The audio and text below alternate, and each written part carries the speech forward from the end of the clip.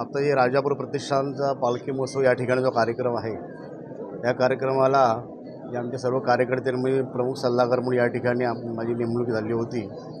अतिशय सकाळी 9 वाजल्यापासून या ठिकाणी आध्यात्मिक गुरु गगनगे महाराजांचे शिष्य यांच्या वतीनं आणि हबप भाई गोसावी यांच्या वतीने या ठिकाणी या कार्यक्रमाचे पूजन झालं आणि सकाळपासून या शहरामध्ये अतिशय जो शिमगा उत्सवाचं वातावरण असतं ते वातावरण शहरामध्ये अतिशय चांगल्या पद्धतीने मंगळमय रूपी आपल्याला पाहायला मिळते। अनेक या शहरातील सुसंस्कृत चांगली लोक या कार्यक्रमाकडे आले होते।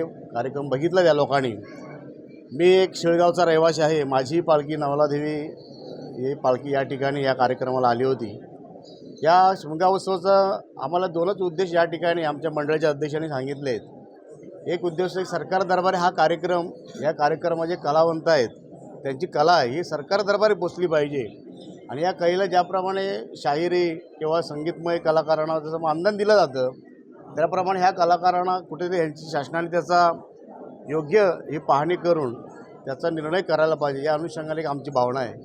आणि दुसरं म्हणजे तर आज आपण पाहतोय की हा टी व्ही आणि मोबाईलचं युग आलेलं आहे आणि ह्या युगामध्ये आज आपली जी संस्कृती आणि जी नित्यमूल्यता आहे आणि संस्कार या गोष्टी आपण विसरत चाललो आहे। या तरुण पिढीला ह्या गोष्टीचं ज्ञात व्हावी, माहिती व्हावी आणि ही कला कशा पद्धतीने जोपासली जाते याचं चांगलं ज्ञान प्राप्त व्हावं, हा यामागचा उद्देश आहे। धन्यवाद। एबीपी माझा, उघडा डोळे बघा नीट।